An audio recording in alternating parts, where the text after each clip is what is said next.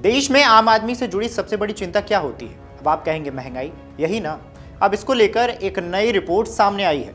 नवंबर 2025 के आंकड़ों ने एक असॉर्ट तस्वीर पेश की है, जिसमें सब्जियों समेत खाने पीने की कई वस्तुओं के दाम बढ़ने से खुदरा महंगाई यानी कि रिटेल इन्फ्लेशन अक्टूबर के रिकॉर्ड निचले स्तर से ऊपर जरूर आई है। लेकिन राहत की बात यह है कि अब ये न सिर्फ भारतीय रिजर्व बैंक यानी कि आरबीआई के तय 4% के लक्ष्य से काफ़ी नीचे बनी हुई है, बल्कि लगातार दूसरे महीने 1% से भी कम दर्ज की गई है।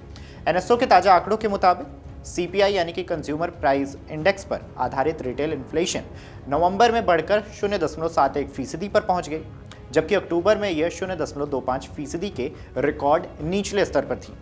अक्टूबर से नवंबर के बीच की अगर बात करें तो महंगाई में यह बढ़ोतरी मुख्य रूप से सब्जियों, मांस, मछली, अंडे, मसाले, दाल और ईंधन, बिजली की कीमतों में देखने को मिला है, यानी कि इसकी तेजी की वजह से ये देखने को मिला है। हालांकि इसके बावजूद कुल मिलाकर महंगाई का स्तर नियंत्रण में बना हुआ है।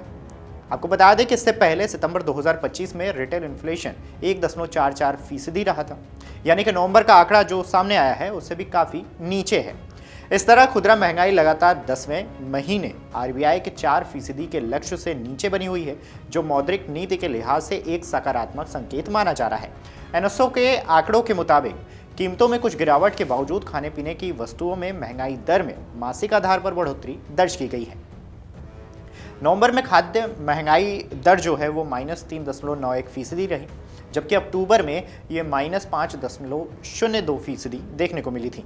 यानी कि खाद्य वस्तुएं अभी भी सालाना आधार पर सस्ती हैं, लेकिन उनकी सस्ती होने की रफ्तार अब धीमी पड़ रही है। विशेषज्ञों का मानना है कि यही ट्रेंड आने वाले महीनों में महंगाई के आंकड़ों को ऊपर की ओर ले जा सकता है। अब ऐसे में खाद्य महंगाई में बदलाव का सबसे बड़ा कारण सब्जियों की कीमतों में आई तेजी को बताया जा रहा है। अक्टूबर में सब्जियों की महंगाई दर -27.57% थी, जो नवंबर में घटकर -22.20% रह गई थी। यानी कि सब्जियां अभी भी पिछले साल की तुलना में सस्ती हैं, लेकिन उनकी कीमतों में तेजी से गिरावट अब थम नहीं रही है। इसी तरह दाल की महंगाई दर अक्टूबर के -16.15% से नवंबर में -15.86% पर पहुंच गई है। मसालों में भी यही रुझान देखने को मिला है, यानी कि जहां महंगाई दर -3.29% से बढ़कर -2.89% हो गई है। दूध और फलों की अगर बात करें तो दूध और फलों के मामले में भी तस्वीर थोड़ी अलग नजर आ रही है। दूध की महंगाई दर अक्टूबर में -2.35% थी, जो नवंबर में हल्की गिरावट के साथ -2.4% हो गई। वही फल की अगर बात करें तो अक्टूबर में -6.69% रहा, नवंबर की बात करें तो -6.87% है। यानी इन दोनों श्रेणियों में महंगाई में मामूली राहत बनी रही।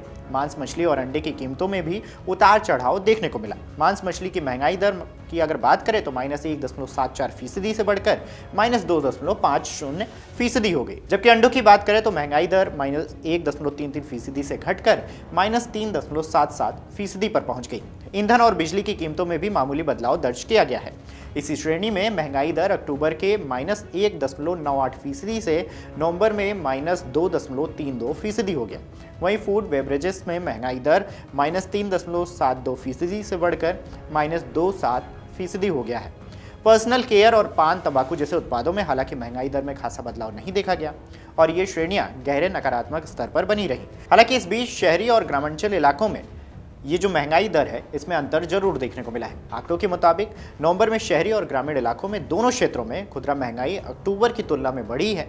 शहरी इलाकों में महंगाई नवंबर में बढ़कर 1.40% पर पहुंच गई, जो कि अक्टूबर में 0.88% थी, जबकि ग्रामीण इलाकों की अगर बात करें तो यह -0.25% से बढ़कर 0.10% दर्ज की गई है। इसका मतलब यह है कि ग्रामीण क्षेत्रों में कीमतों में बढ़ोतरी का दबाव धीरे धीरे दिखने लगा है। हालांकि कुल मिलाकर वहां महंगाई का स्तर अभी भी काफी कम है। वहीं अगर बात राज्यभर महंगाई की तस्वीर देखें, यानी कि बात करें तो राज्यों के स्तर पर देखें तो महंगाई की स्थिति में काफी बड़ा अंतर देखने को मिला है। पंजाब और जम्मू कश्मीर समेत 5 राज्यों में रिटेल इन्फ्लेशन दर सबसे अधिक दर्ज की गई।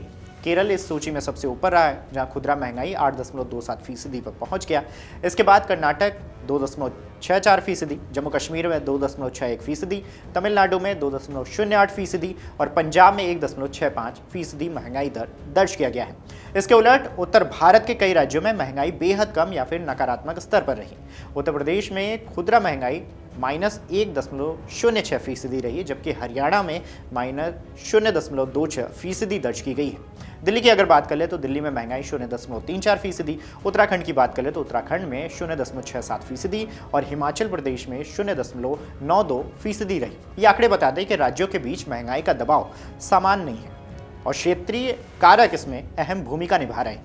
अब आपके मन में सवाल होगा कि आगे क्या महंगाई बढ़ने वाली है, जैसा कि हर बार हर खबर के बाद होता है, तो इस पर भी नज़र डालते हैं। तो रेटिंग एजेंसी इकरा की मुख्य अर्थशास्त्री अदिति नायर का कहना है कि कुछ सब्जियों की कीमतों में बढ़ोतरी और तुलनात्मक आधार के सामान्य होने जाने से आने वाले महीनों में खुदरा महंगाई 1.5% के पार जा सकती है। उनके मुताबिक आर्थिक वृद्धि और महंगाई के बदलते परिदृश्य के कारण साथ साथ आगामी केंद्रीय बजट में घोषित होने वाले वित्तीय उपाय भी मौद्रिक नीति यानी कि MPC की अगली बैठक के फैसलों की दिशा तय कर सकते हैं। विशेषज्ञों का मानना है कि अगर खाद्य वस्तुओं की कीमतों में मौजूदा तेजी बनी रहती है तो महंगाई धीरे धीरे ऊपर की ओर बढ़ सकती है। हालांकि फिलहाल यह RBI के लक्ष्य के काफ़ी नीचे है, जिससे ब्याज दरों पर तुरंत किसी बड़े दबाव की आशंका कम नजर आती है। कुल मिलाकर अगर बात करें तो नवंबर 2025 के महंगाई आंकड़ों की माने तो देश में महंगाई भले ही रिकॉर्ड निचले स्तर पर से ऊपर आई हो, लेकिन अब भी नियंत्रण में है।